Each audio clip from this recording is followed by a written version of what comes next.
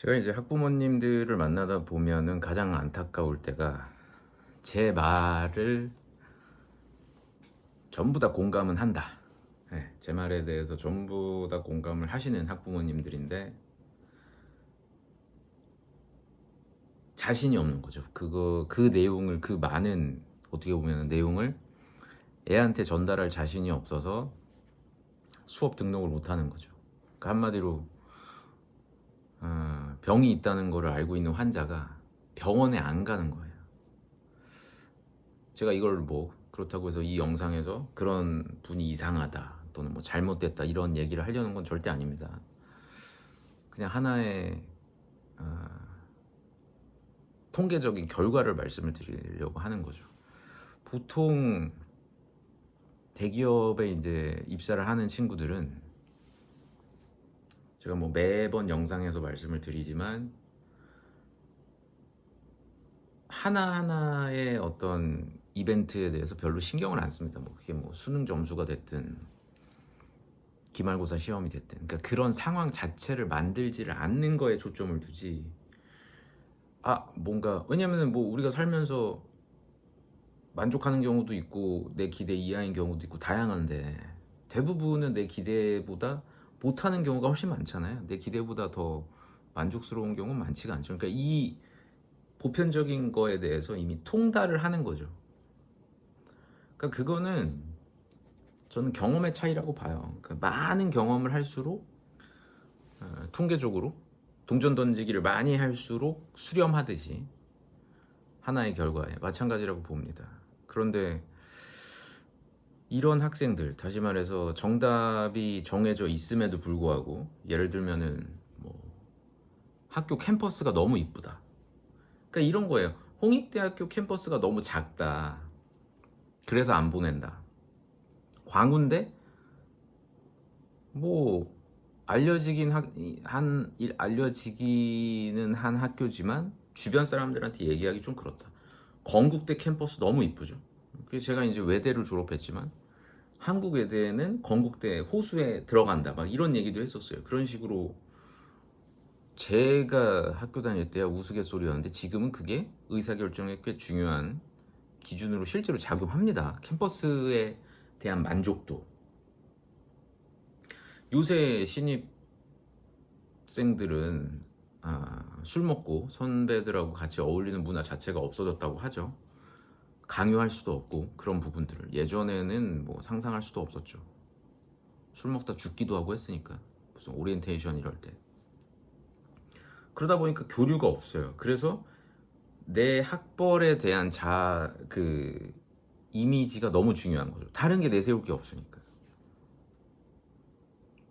전 여기서부터 시작된다고 봐요. 대기업 입사의 가능성이 이 첫 단추부터 어떻게 끼워지느냐에 따라서 계속 경우의 수가 나눠질 거 아니에요.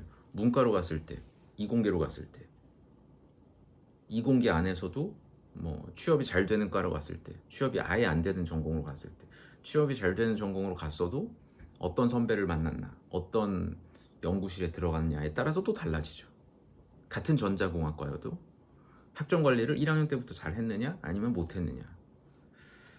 예전에는 잠깐의 잘못됐다고 판단할 수도 없죠. 잠깐의 실수가 용인이 됐던 낭만이 있던 시대였는데 지금은 그 하나의 선택이 어찌 보면 대기업 서류 자체 통과가 평생 안 되는 거니까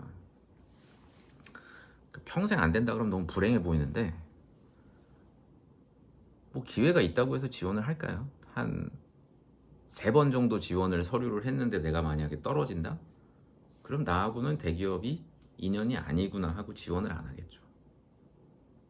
그러니까 이처럼 우리가 모르고 있는 부분들이 굉장히 많습니다. 대기업 입사에 있어서 모르고 있는 부분들이 많고 그런데 그 부분을 자녀와 대화가 안 된다는 이유로 아예 시도조차 않는다라든지 그 결국에는 부모 본인이 다 감당해야 돼요. 그 부분을 다 내가 감당해야 되는 게 아니지. 감당할 수 없지. 아니 수강 신청을 부모가 어떻게 해요? 못하죠. 아시는 게 없는데.